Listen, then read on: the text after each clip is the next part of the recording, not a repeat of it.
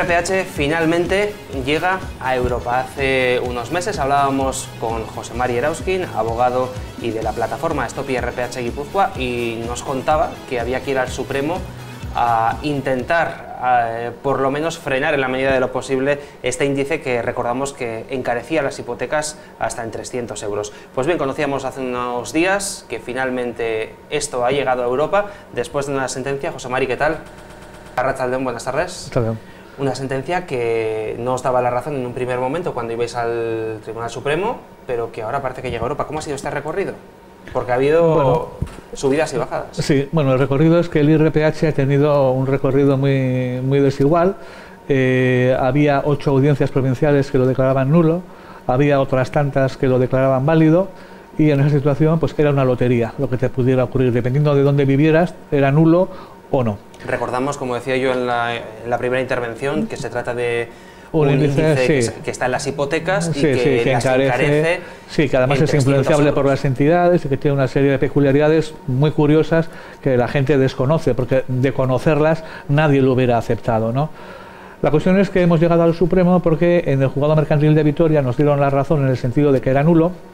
La audiencia de Álava nos dio la razón en el sentido que era nulo, y al final pues el tema acabó en el Tribunal Supremo.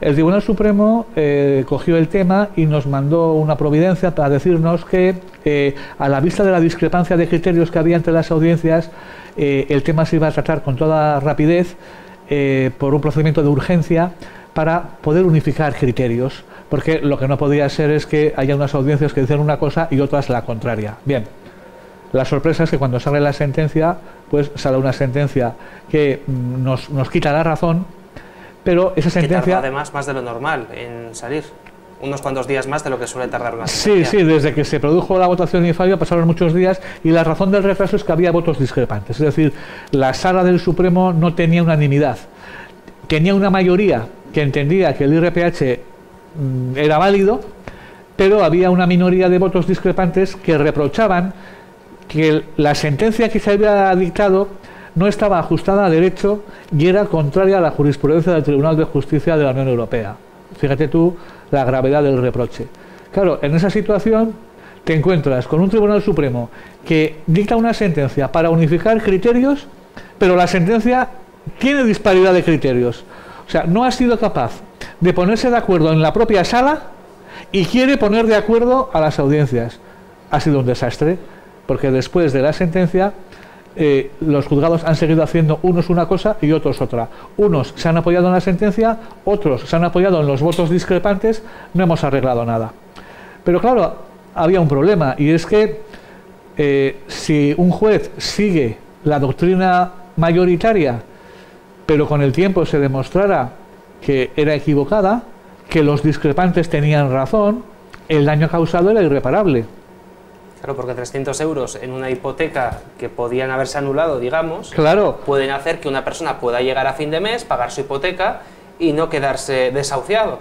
Claro, pero el problema es que tú vas al juzgado, te juzgan con una doctrina, se declara válido, esto es cosa juzgada, no se puede volver a juzgar, y 2 años después el Tribunal Europeo dice que esa doctrina era errónea, y entonces te das cuenta de que te juzgaron con una doctrina errónea, pero que ya no tiene remedio.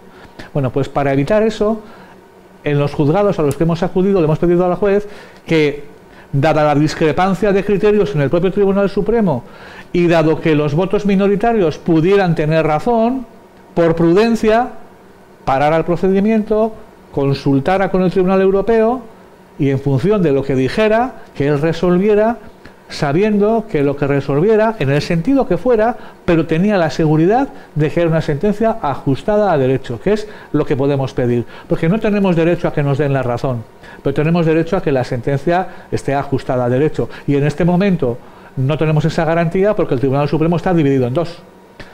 Bueno, pues con esta idea hemos ido a muchos juzgados, muchos de ellos nos han dicho que no tienen dudas, bienaventurados los que no tienen dudas, ¿verdad? Pero ha habido algún juzgado, como el juzgado 38 de Barcelona, o el juzgado 8 de San Sebastián, o la audiencia de Álava, que sí tienen dudas, y los jueces, por prudencia, pues antes de seguir un criterio equivocado, tanto uno como otro, lo que hacen es parar, preguntar, y en función de lo que se conteste, resolver. Y en esas estamos. ¿Cuándo puede llegar la respuesta de Europa? Bueno, ¿Cuánto tiempo estaríamos hablando? Pues el juzgado de Barcelona ha sido el primero en preguntar. En este momento, el juzgado de Barcelona ya está la pregunta aceptada. Es decir, ya tiene incluso el código. Es el asunto C/125/2018. De los de memoria. Asunto Gómez del Moral, porque Gómez del Moral es el afectado, ¿no? Entonces, este asunto ya está en el Tribunal de Justicia. Por ahora está este. El juzgado 8 de San Sebastián está haciendo los trámites también para preguntar. Es posible que en unos días pues pregunte y haya ya 2 asuntos. Y también me consta que en la audiencia de Álava está siguiendo los trámites, pues puede ser 3 asuntos. Eso de lo que me afecta a nosotros, pero puede haber también otros juzgados que estén trabajando y que yo no conozco, puede haber más. La cuestión es que la pregunta se ha lanzado pidiendo que se resuelva con celeridad, a la vista del daño que se está causando y para ponerle freno cuanto antes. Entonces, no sabemos los plazos, depende de la agenda del Tribunal de Justicia, de si lo va a considerar urgente o no urgente. Si no lo considera urgente pueden ser un par de años, si lo considera urgente pueden ser 6 o 8 meses. Es que estamos hablando además de un asunto que tiene mucha pasta en juego, hablando en plata. Mucha. Estaríamos hablando de muchísimo dinero que prácticamente, si ganáis, implicaría un segundo rescate a la banca, porque las cifras en las que se puede llegar a mover, las reclamaciones que pueden llegar, son astronómicas. Vamos a ver, si el Tribunal de Justicia dijera que el IRPH se debe de someter a un control de transparencia igual que la cláusula suelo, que las multidivisas, porque aquí la controversia está en que el Tribunal Supremo ha dicho que como el IRPH es oficial, cualquier consumidor atento y razonablemente perspicaz, por sus propios medios, puede conocer de todas las peculiaridades, de toda la evolución que ha tenido, de las previsiones de evolución, de cómo se calcula, que lo puede conocer por sí solo y que por tanto el banco no está obligado a dar ningún tipo de explicación. Vamos, que todos los españoles son expertos en cuestiones hipotecarias. Exactamente. Podrían ser banqueros. Podrían ser banqueros.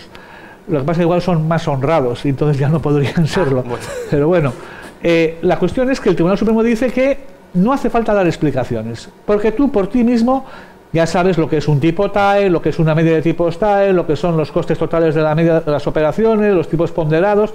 Bueno, claro, a partir de esa afirmación, como todo el mundo puede saber por sus medios, el banco no tenía que haber dado ningún tipo de explicación, luego el tipo es válido. Bien, frente a eso hay unos votos discrepantes que dicen que el IRPH, aunque es oficial, es muy complejo y requiere de una explicación mínima, requiere de una comparación con el resto de índices, requiere que le expliques cómo siempre ha sido más caro y siempre lo va a ser.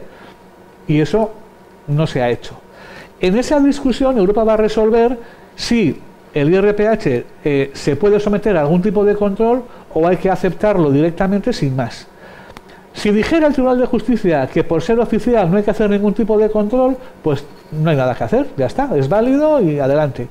Pero si el Tribunal de Justicia dijera que el hecho de que es oficial no le libra de someterse a unos mínimos controles de transparencia, entonces es cuando habrá que ir préstamo por préstamo a ver qué tipo de información se le dio, si se le advirtió de que era más caro, si se le advirtió de cómo se calcula, si se le mostraron gráficos de cómo venía evolucionando en el tiempo y demás. Y entonces, si se declara nulo por falta de transparencia, la consecuencia es que ha de expulsarse del contrato y por tanto el contrato quedaría sin interés. Si el contrato queda sin interés, quiere decir que todo lo que has pagado te tienen que devolver y que en adelante, por lo que falta, no vas a pagar nada. Claro, esto llévalo a 1 millón de préstamos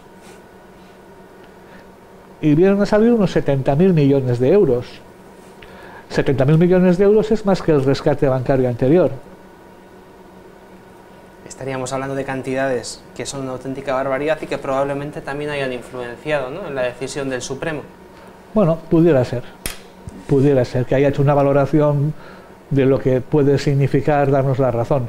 Porque mira, con el préstamo multidivisa, el Tribunal Supremo ha entendido que un consumidor no tiene por qué saber que cuando un préstamo es en yenes japoneses, la cuota va a variar en función del yen.